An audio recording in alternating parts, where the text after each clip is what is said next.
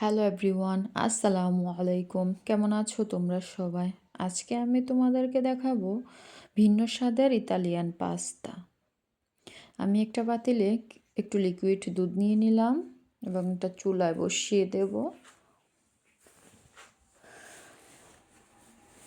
দুধটা আমি কিছুক্ষণ জাল করে নেব। অলরেডি দুধটা বলক এসে গেছে।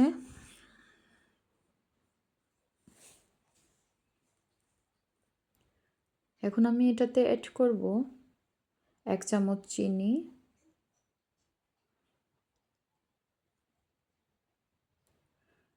কয়েকটা এলাচ,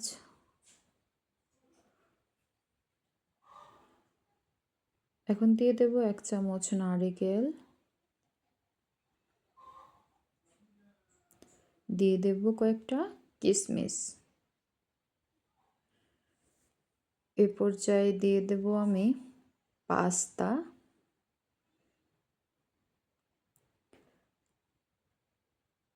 পাস্তাটা দেওয়ার পর কিছুক্ষণ নেড়ে নেবেন, না হয় পাস্তাটা একসাথে লেগে যাওয়ার সম্ভাবনা থেকে যায়।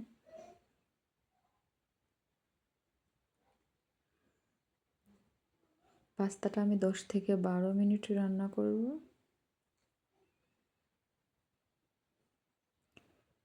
10 থেকে 12 মিনিট পর এই হচ্ছে আমার পাস্তার অবস্থা। মাশাআল্লাহ অলরেডি হয়ে গেছে। এখন আমি চুলাতে একটা ফ্রাই প্যান বসিয়ে নেব এবং দিয়ে দেব একটু বাটার। এখন আমি কিছু ড্রাই ফ্রুটস ভেজে নেব।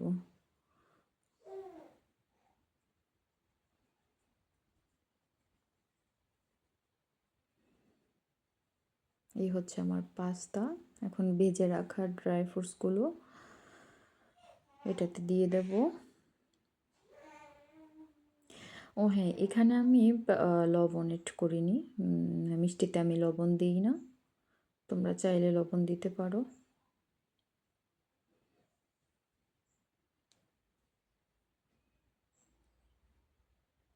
এখানে জাফরানটা আমি দিয়েছি, আমার কাছে ভালো লাগে তাই। এটা অপশনাল, না দিলেও চলবে।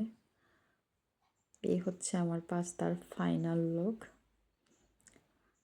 বাসায় ট্রাই করে খেয়ে জানাবে কেমন হয়েছে।